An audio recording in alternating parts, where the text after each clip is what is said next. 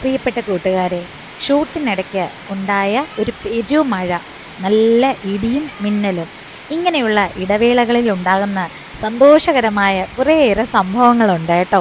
ഏറ്റവും കൂടുതൽ ആസ്വദിക്കാവുന്ന, ഞങ്ങളെല്ലാവരും ഒരുമിച്ച് കൂടുന്ന ചില നിമിഷങ്ങൾ. പെട്ടെന്നുണ്ടായ മഴയിൽ ഷൂട്ടൊക്കെ സ്റ്റോപ്പ് ചെയ്ത് എല്ലാ കുറ്റക്കേടുകളും കൂടി ഒരുമിച്ച് ഒരിടത്തങ്ങ് കൂടും.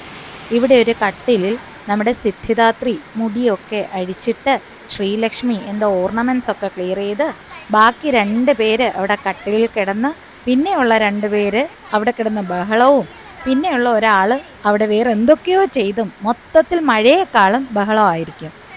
ഇവരുടെ ഓരോ സംസാരവും വീക്ഷണവും തമാശകളും എനിക്ക് ഏറെ ഇഷ്ടമാണ്. ഞാൻ അതൊക്കെ ഇങ്ങനെ ശ്രദ്ധിക്കാറുണ്ട് കേട്ടോ. നിത്യതി കുട്ടികളുടെ ഒരു പ്രത്യേകതയാണ്, ക്യാമറ അടുത്ത് വന്നാൽ അപ്പോഴേ രീതി മാറും. കളിച്ചോ തമാശയോ എന്തോ ആണെങ്കിലും അപ്പോഴേ സ്റ്റഡി റെഡി. പിന്നെ ഇവിടെയാണേൽ നമ്മുടെ ലക്ഷ്മിക്കുട്ടിയായിട്ട് കട്ടിലിൽ കിടന്ന് ഭയങ്കര ബഹളമാണ്. ഇനി കുറച്ചുകൂടെ കഴിയുമ്പോഴത്തേക്കും ബഹളത്തിന്മേൽ ബഹളമാണ്. അവൾക്കാണെങ്കിൽ ഏറ്റവും ഇഷ്ടമാണ് ഇവരുടെ കൂടെ കളിക്കുന്നത്. ആശാട്ടിമാർ വന്നു കഴിഞ്ഞാൽ അപ്പോഴേ അവിടെ എല്ലാം നല്ല അലങ്കോലമാക്കും.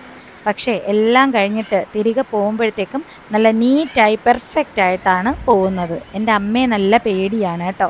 അതിനിടയ്ക്കുള്ള അടിയും ബഹളവും വഴക്കും നല്ല രസമാണ്. 10 വർഷം നീണ്ട സ്കൂൾ തലം മുതലേ ഉള്ള കൂട്ടുകെട്ടായതുകൊണ്ടാവാം ഇപ്പം ആശാട്ടിമാരൊക്കെ കോളേജിലായി, ജോലിയിലായി. എന്നാലും ഒരുമിച്ച് കൂടിയാൽ കൊച്ചു കുട്ടികളെ കണക്കാണ് ഇവിടെ ബഹളവും അടിയും പിടിയും രസവും തമാശയൊക്കെ. ഇവിടെ ഒരാൾ അലമാരിയിൽ കണ്ണാടിയിൽ നോക്കി വെള്ളം കുടിക്കുകയാണ്. മഴയായിട്ട് വീഡിയോ ഒക്കെ സ്റ്റോപ്പ് ചെയ്തു. ഓക്കെ ആണോ? സന്തോഷമാണോ?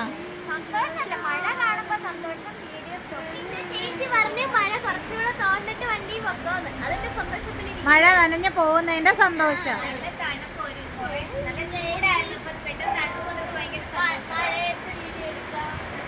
മഴയത്തിറങ്ങി വീഡിയോ എടുക്കാനാ? മഴയത്ത് വീഡിയോ എടുക്കാൻ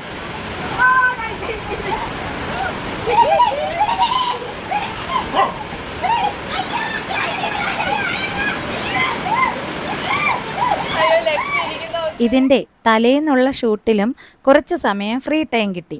അപ്പോൾ കുഞ്ഞുങ്ങൾ എനിക്ക് ഗുരുദക്ഷിണ തന്നതിൽ നല്ലൊരു ശംഖ് ഉണ്ടായിരുന്നു. ആ ശംഖ് വെച്ചുള്ള ഒരു ഭയങ്കരമായ അതൊന്ന് ഊതാനുള്ള പരിശ്രമമായിരുന്നു കേട്ടോ. അപ്പോൾ നമ്മുടെ ജാനകി മോള്, പിന്നെ മീനാക്ഷി മോള്, അഭിരാമി മോള്, അനാമിക മോള്, ജനമോള് ഒക്കെ ആവറേജ് കുറേശ്ശെ രീതിയിലൊക്കെ ശംഖ് ഊതിയിട്ടുണ്ടായിരുന്നു.